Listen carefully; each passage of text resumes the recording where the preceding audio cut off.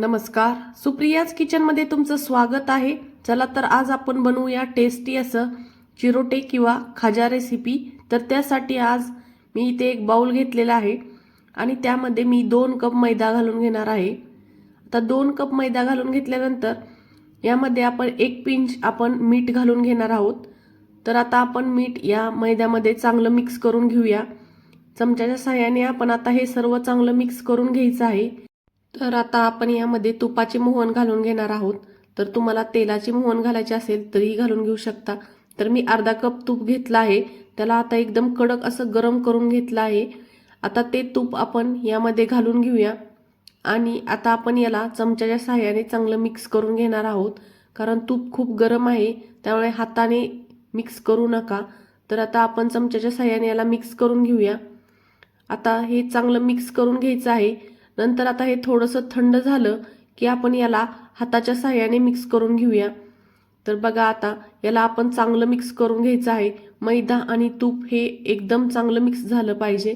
नंतर आता एका कपामध्ये पाणी घेऊन थोडं थोडं पाणी घालून आपण याची चांगली कणिक मळून घ्यायची आहे. तर एकदम पातळ अशी कणिक मळायची नाही, थोडीशी घट्ट अशा प्रकारे आपण ही कणिक मळून घेणार आहोत. आता हिला 20 मिनिटं आपण रेस्टसाठी झाकून ठेवणार आहोत. तर 20 मिनिटासाठी आपण कणिक झाकून ठेवूया. तोपर्यंत आपण स्लहरी करून घेऊ. इथे मी रूम टेम्परेचरवालं अर्धा कप तूप घेतलेलं आहे. तर त्या तुपामध्ये आता आपण 1 कप कॉर्नफ्लावर घालून घेणार आहोत. तुम्हाला मैदा घालून घ्यायचा असेल तरी घालू शकता, पण मी इथे कॉर्नफ्लावरचा वापर केलेला आहे. आता ते आपण एकदम चांगलं मिक्स करून घेऊया. बघा आपली मस्त अशी स्लहरी तयार झालेली आहे. तर आता आपण पाक तयार करायला घेऊया. गॅसवर एक कढई ठेवून त्यामध्ये आपण 1 कप साखर घालून घेणार आहोत आणि अर्धा कप यामध्ये पाणी घालून घ्यायचं आहे. तर साखर बुडेल एवढंच पाणी यामध्ये वापरायचं आहे, जास्त पाणी घालून घ्यायचं नाही, कारण पाक यायला खूप वेळ लागतो. तर बघा मी ते अर्धा कप पाणी घालून घेतलेलं आहे. आता आपण साखर चांगली विरघळून देऊया. नंतर आता आपण त्यामध्ये 1 चमचा लिंबाचा रस घालून घेऊया. लिंबाचा रस वापरल्यामुळे आपला पाकामध्ये साखर तयार होत नाही. आता यामध्ये मी वेलची घालून घेतलेली आहे. आता बघा आपला पाक तयार होत आलेला आहे. बघा त्याला मस्त अशी तार सुटायला सुरुवात झाली आहे. 1 तारी पाक तयार झालेला आहे. तर आता आपली कणिक ही चांगली भिजली गेली आहे. आता कणिकीचे आपण छोटे छोटे गोळे करून घेणार आहोत. एक पोळी लाटण्याजोगे आपण एक एक गोळा त्याचा काढून घेणार आहोत. तर थोडीशी कणिक अशी तिंबून घेऊया आणि आता त्याचे आपण गोळे तोडून घेणार आहोत. तर असे आपण 6 गोळे तयार करून घेणार आहोत. 3-3चे लेयर लावून आपण पोळी लाटणार आहोत, त्यामुळे मी इथे 6 गोळे तयार करून घेतले आहेत. तर बघा अशा प्रकारे आपले 6 गोळे तयार झाले आहेत. तर आता 3-3च्या आपण पोळी लाटून घेणार आहोत.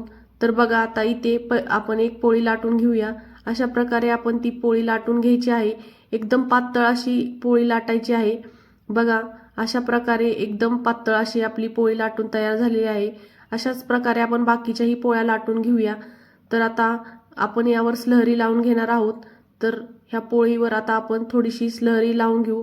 बाकीच्या 2 पोळ्या तयार झालेल्या आहेत. तर आता आपण त्यावर थोडीशी स्लहरी लावून घेऊया. तर जास्त असं इथं स्लहरी लावायची नाही, थोडी थोडी स्लहरी लावायची आहे. आता दुसरी पोळी त्यावर घालून घेऊया. नंतर त्यावरही आपण अशा प्रकारे स्लहरी घालून घेणार आहोत. थोडंसं इथं थोडीशी पोळी दाबून घ्यायची आहे. वरून आता तिसरी पोळी घालून घेऊया. आता तिलाही वरून आपण स्लहरी लावून घेणार आहोत. आता आपण याला फोल्ड करून घ्यायचं आहे. तर फोल्ड करताना लक्षात ठेवा त्यामध्ये अजिबात हवा राहिली नाही पाहिजे. तर अशा प्रकारे आपण त्याला फोल्ड करून घ्यायचं आहे. थोडं थोडं दाबत याला फोल्ड करून घेणार आहोत. तर हे सर्व असं चांगल्या प्रकारे फोल्ड करून घेऊया आणि पोळपाटावर अशा हाताच्या साहाय्याने दाबून त्याला थोडंसं असं फिरवून घ्यायचं आहे, जेणेकरून त्यामध्ये थोडीही हवा राहिली नाही पाहिजे, सर्व हवा निघून गेली पाहिजे. आता आपण याला कट करून घेऊया. तर दोन्ही साईड आपण आधी कट करून घेणार आहोत. नंतर आता आपण याला 1-1 इंच साईजमध्ये असं कट करून घेणार आहोत.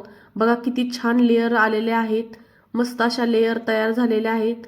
तर आता आपण ह्या चिरोट्यांचा एक एक तुकडा घेऊन त्याला अशा प्रकारे आपण दाबून घेणार आहोत, किंवा काही जण याला लाटूनही घेतात, पण आपण आता याला अशा प्रकारे दाबून घेऊया. बघा किती मस्त असा त्याचा शेप झालेला आहे.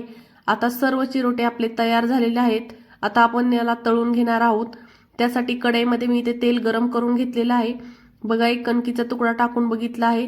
तर एवढंच तेल आपलं गरम पाहिजे, जास्त तेल गरम करायचं नाही. एकदम कमी गॅसवर आपण हे तळून घेणार आहोत. कमी गॅसवर चिरोटे तळल्यानंतर ते एकदम आतून चांगले तळले जातात आणि एकदम खरपूस आणि कुरकुरीत तयार होतात. तर आता आपण एकदम कमी गॅसवर याला चांगलं तळून घेऊया. तर बघा, अशा प्रकारे कमी गॅसवर एकदम तळून घ्यायचं आहे आणि त्याचा कलर चेंज झाला आहे. आता ते चांगलं तळलं गेलेलं आहे. आपण त्याला काढून घेणार आहोत. आता हे सर्व चिरोटे आपण एका जाळीमध्ये काढून घेऊया आणि नंतर इथे आपण याला पाकात घालून घेणार आहोत. तर इथे आपला पाक गरमच पाहिजे आहे. पाक थंड झाला असेल तर थोडासा गरम करून घ्यायचा आहे. आता चिरोटे आपण चांगले पाकामध्ये बुडवून घ्यायचे आहेत. तर 2 ते 3 मिनिटं चिरोटे आपण पाकामध्ये ठेवून घेणार आहोत. आता त्याला आपण चिमट्याच्या साहाय्याने बाहेर काढून घेऊया. तर इथे जास्त वेळ चिरोटे पाकात ठेवायचे नाहीत, एकदम सॉफ्ट होतात. तर बघा, आता आपले सर्व चिरोटे काढून घेतले आहे. अशा प्रकारे आपण सर्व खाजा किंवा चिरोटे तळून घेऊया. तर आपली ही रेसिपी तुम्हाला कशी वाटली ही कमेंट करून मला नक्की कळवा आणि सुप्रियाज किचनला सबस्क्राईब करायला विसरू नका. तर